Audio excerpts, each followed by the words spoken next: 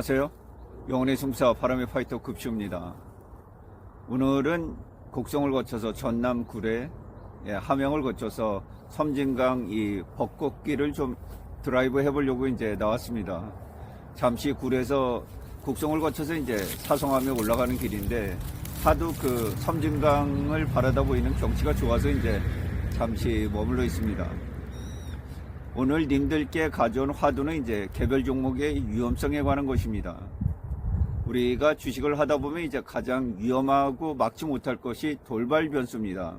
갑작스럽게 찾아오는 그런 돌풍과도 같은 변수가 생기는 거죠. 개인들이 이 상상도 하지 못할 일들이 이제 일어나게 되는데요. 특히 장 마감 후 이 공시가 되는 이제 유증이라든가 아니면 뭐 실적 악화, 기업의 횡령 배임, 뭐 여러 가지 그 기업 관련 소식들이 이제 전달해지면 주가를 희석할 수 있는 이런 요인들이 굉장히 많아요. 근데 이런 부분들은 피하기가 어렵습니다. 근데 만일 여러분들이 이제 모든 돈을 다 한 종목에 올인을 걸었다. 그런데 이렇게 악재가 돌발 변수가 터져버리면은 전혀 대응이 안 되죠. 그래서 개인들이 주식을 할 때 가장 조심을 해야 되는 게 돌발 변수입니다. 일어나지 않는다고 생각하시면 안 돼요.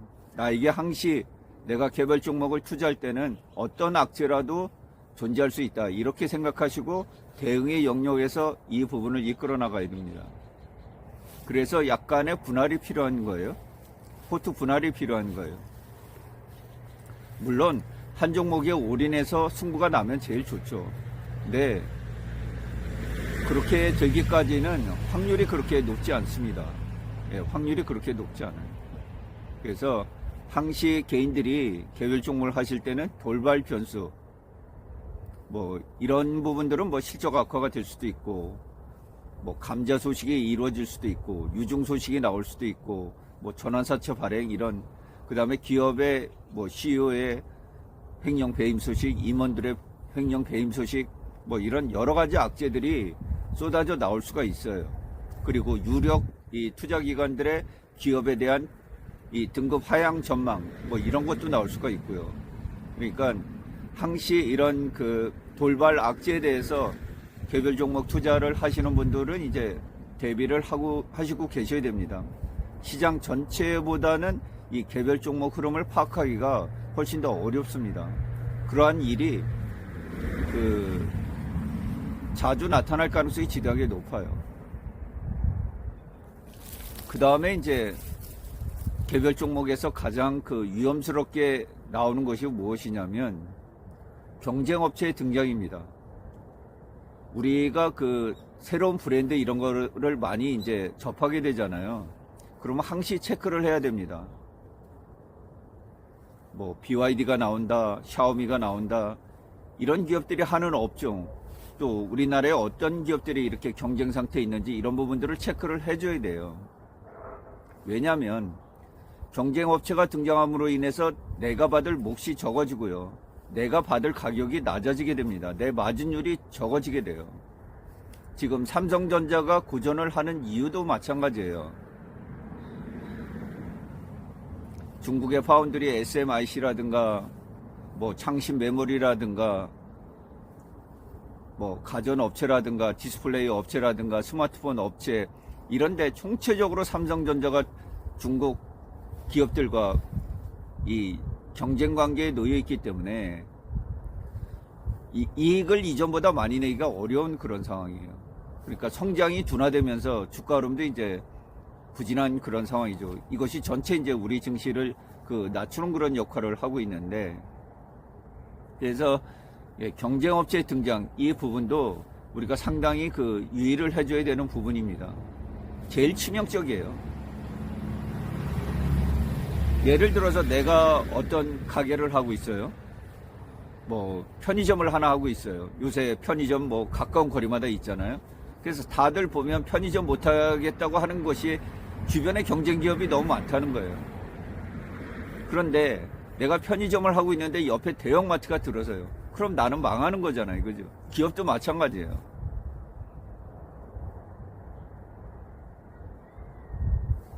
내가 하던 일을 누군가랑 나눠 먹게 되면 그만큼 경쟁이 뒤처지는 겁니다. 그래서 절대적으로 남이 하지 못하는 것을 해야 돼요. 그걸 글로벌 시장 독점이라고 하는데 미국의 빅테크 기업들은 그것을 하고 있고요.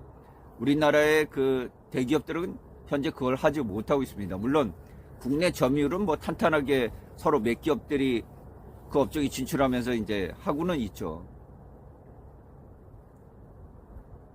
결국 LG전자도 스마트폰을 접었잖아요. 사업을. 경쟁이 안 되니까. 삼성전자는 그나마 이제 박리담회로 많이 팔아서 원재료를 싸게 갖고 오니까 그나마라도 이제 경쟁에서 버틸 수가 있는데, 결국 펜텍도 무너지고 LG전자도 무너지고 이제 스마트폰 제조업체는 우리나라는 삼성전자 하나만 남아있죠. 뭐 중국의 화이, 샤오미, 비포, 뭐 굉장히 많은 업체들이 지금 등장해 있잖아요. 그러니까 경쟁에 쌓여 있는 거예요. 제대로 마진을 내기가 어렵죠. 그러니까 이익이 계속 축소가 돼요. 이 활로를 뚫어내기가 쉽지 않습니다. 그래서 오늘 그 첫 번째 이야기는, 항시 그 개별 종목 하시는 분들은 돌발 변수에 대비를 해야 된다. 예, 생각지도 못한 그런 악재들이 쏟아질 수가 있어요. 이 부분에 항시 대비를 해줘야 되고, 예, 두 번째는 개별 종목에서 제일 무서운 거는 경쟁업체의 등장이다. 내 이익 마진을 갉아먹을 수가 있으니까요. 그리고 향후 나란 기업이 소멸될 수 있는 가능성을 이 경쟁업체를 통해서 파악을 해볼 수가 있습니다. 그래서 이 경쟁업체를 파악하는 이 부분은 영업이익률을 보시면 돼요. 영업이익률이 높은 기업들은 경쟁업체가 거의 없는 거예요.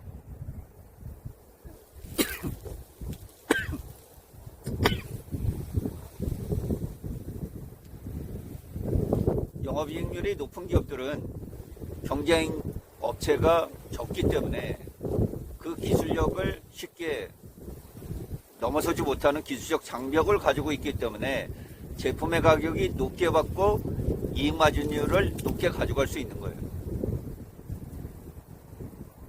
그래서 여러분들이 재무제표 보실 때 영업이익률이 굉장히 그 우수한 기업들은 주가 등락이 그래도 좀 덜합니다. 주가가 빠지더라도 빠르게 회복을 해요. 그런데 영업이익률이 뭐 1% 미만 이런 기업들은 회복이 잘 안 됩니다. 그 얘기는 돈을 잘 못 번다는 뜻이에요. 내가 기업을 운영하는데 원재료, 재료비 이거 다 빼고 나고 판관비까지 빼면 남는 돈이 없다는 뜻이에요.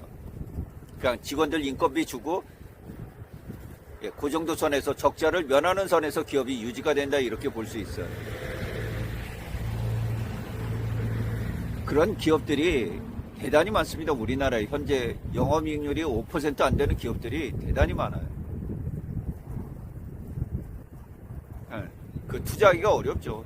성장성이 안 나타나니까.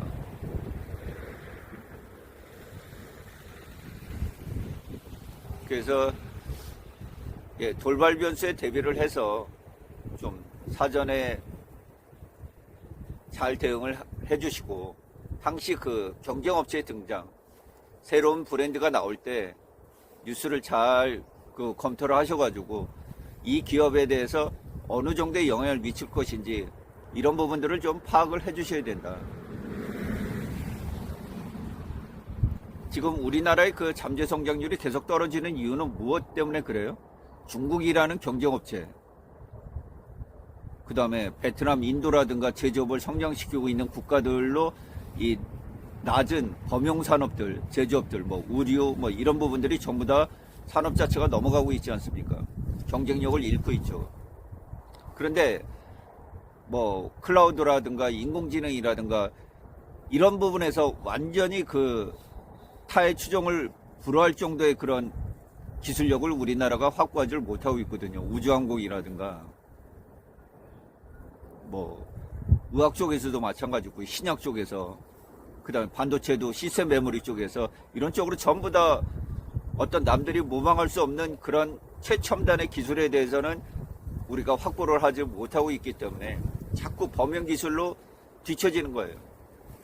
추격자는 있고 빠르게 선두는 추격을 하지 못하고 이런 기술적 한계를 맞이하면서 제품을 만들기 때문에 성장률이 더뎌지는 거예요.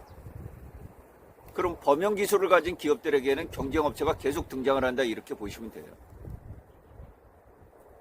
그래서 님들이 개별 종목 투자를 하실 때 이 두 가지 이 부분을 좀 유의를 하셨으면 좋겠다. 예, 조금 더 높은 곳에 가서 2탄으로 이어가 볼게요.